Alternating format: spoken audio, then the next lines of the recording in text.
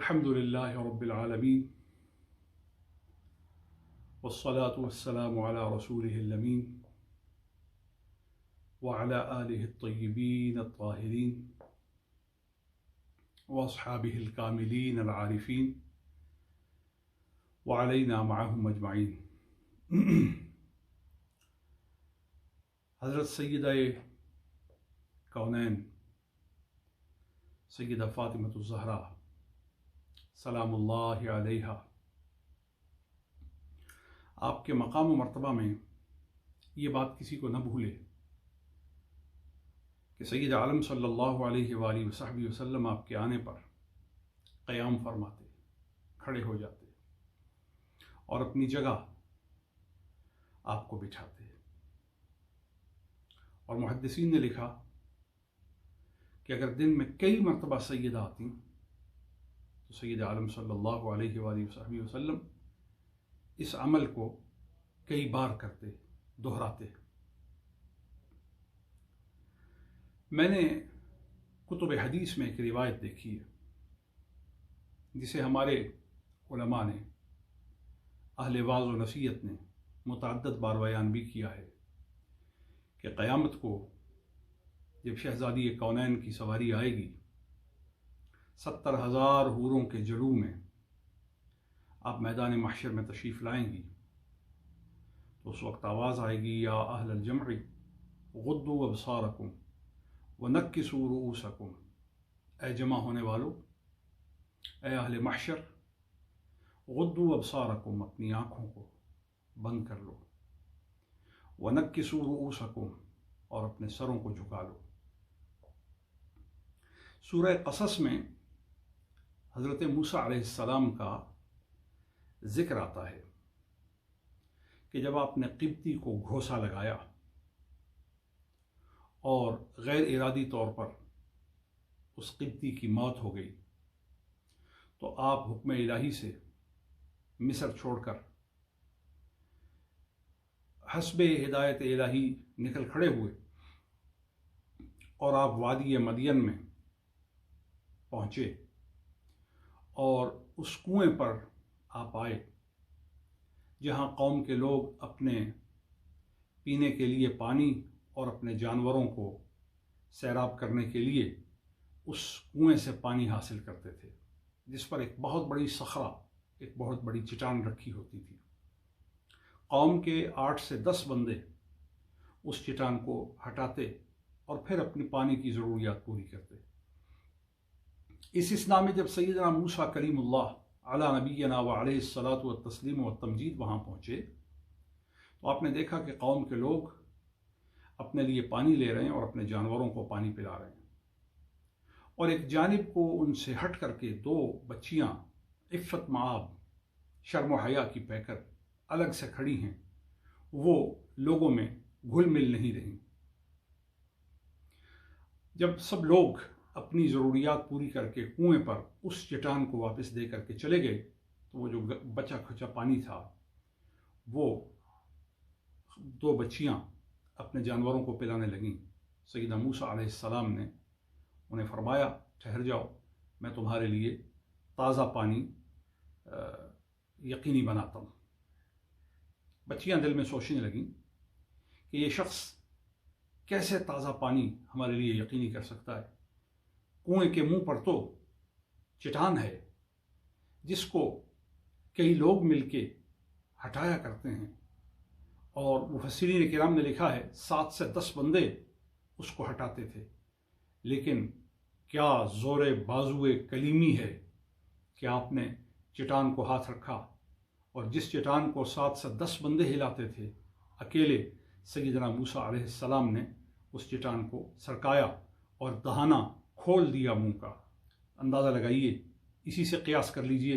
اگر زور بازوئے موسیٰ کا یہ عالم ہے تو زور بازوئے محمد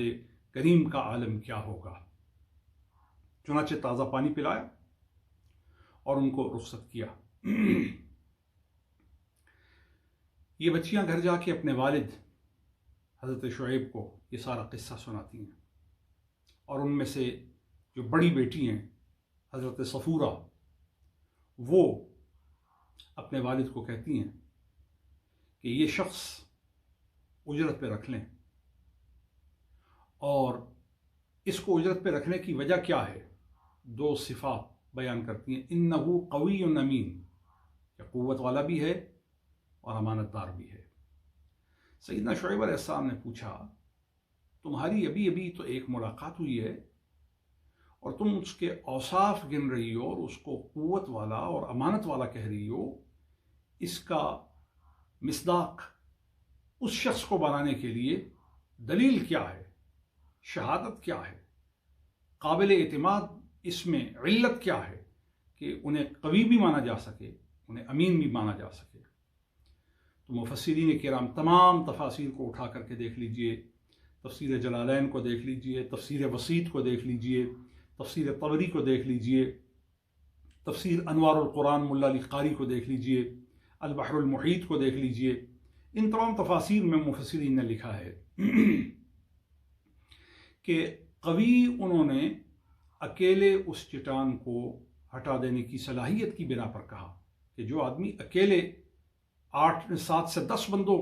کے کام کو انجام دے سکتا ہے، اس کی قوت کا کیا اندازہ اور کس کے ساتھ اسے قیاس کیا جا سکتا ہے، وہ تو بے مثال ہے۔ اور امین کہا ہم سے جب وہ بات کر رہے تھے تو انہوں نے سر جھکایا ہوا تھا، نظریں جھکائی ہوئی تھیں۔ اور پھر روایات میں اور عبارات تفسیر میں آتا ہے کہ جب ان کو حضرت شعیب علیہ السلام نے اپنے ہاں طلب کیا تو جب ان کو بلانے کے لیے حضرت شعیب علیہ السلام کی صاحبزادی آتی ہیں تو روایات میں آتا ہے موسیٰ علیہ السلام نے ابتداءً ہی فرما دیا تھا کہ تم میرے پیچھے چلو، کیونکہ ہم اشراف ہیں، ہم کریم لوگ ہیں، کریم العادہ لوگ ہیں، کریم الفطرہ لوگ ہیں۔ ہم خواتین کو چونکہ چلتے ہوئے ہوا چلتی ہے اور دیگر معمولات اور معاملات ہوتے ہیں جن کی وجہ سے بدن کی توصیف ہو سکتی ہے، اور ہم اس ہوا کے چلنے سے کپڑوں کے چپکنے کی جو صورت بنتی ہے اس کو بھی ہماری عفت اور ہماری عصمت گوارا نہیں کرتی۔ اللہ اکبر! یہ کردار انبیاء ہے، یہ کردار مرسلین ہے۔ تو آپ نے ابتداءً ہی ان کو فرما دیا کہ تم میرے پیچھے چلو اور مجھے دلالت کرتے رہنا دائیں اور بائیں کی، کہ دائیں مڑنا ہے، بائیں مڑنا ہے، راستے کے جو انتخاب کا طریقہ ہے اس کو تم بیان کرتے رہنا۔ چنانچہ روایات میں آتا ہے کہ ابتداءً جو کلام بھی کیا وہ سر جھکا کر کلام کیا، اور چلتے ہوئے بھی آپ نے سر جھکا کر کے رکھا۔ یہ امین ہونے کی بنا تھی، یہ وہ بات تھی جس کی وجہ سے آپ کو امین کہا گیا۔ اب یہاں ایک بات سمجھانا چاہتا ہوں،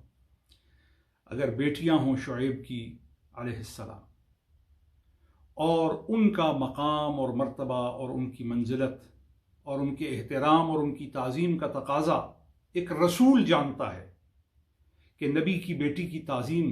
نبی کی بیٹی کا احترام اور نبی کی بیٹی کا حق کیا ہے، تو میں پوچھتا ہوں کہ بنت شعیب کے لیے، بنات شعیب کے لیے سیدنا کلیم نے سر جھکایا۔ اور کرو، شہزادی رسول، جگر پارہ مصطفیٰ، ام الحسنین، زوجہ مرتضیٰ، جگر پارہ مصطفیٰ، مدغہ مصطفیٰ، جزو بدن مصطفیٰ، خون رسول سے جن کی عظمتوں کا رشتہ جڑا ہے اور جن کے لیے حضور کھڑے ہوں اور پورا محشر جن کے لیے پابند بنایا جائے گا، غدوا ابصارکم ونکسوا رؤوسکم، اے جمع ہونے والوں اپنے سروں کو جھکا لو اور اپنی آنکھوں کو بند کر لو۔ میں قیاساً یہ کہنے کے لیے جسارت کرتا ہوں کہ جس تعظیم کا مظاہرہ حشر کے میدان میں سیدہ کونین کے لیے کیا جائے گا، اس کے نصاب کی ابتدا حضرت موسیٰ علیہ السلام نے بنات شعیب کی تعظیم سے بلا امر کر کے قائم فرمائی۔ تعظیم کرنے والے نبیوں سے جڑتے ہیں، احترام کرنے والے رسولوں سے منسلک ہوتے ہیں، اور اسی مجلس اور صحبت سے ان کی طبیعتوں اور ذہنوں اور دلوں کے اندر نور پیدا ہوتا ہے۔ اللہ تعالی ہم سب کو اس احترام کی، تعظیم کی، ادب کی توفیق عطا کرے۔ تعظیم سے چڑیں نہیں، تعظیم سے کھچیائیں نہیں، تعظیم سے بھاگے نہیں، یہ انسان کی انسانیت کو خوشنما کرتی ہے اور نکھارتی ہے۔ اللہ تعالیٰ ہمیں تعظیم والا بنائے، ہمیں احترام کی توفیق عطا کرے اور احترام آدمیت سے مالا مال فرمائے۔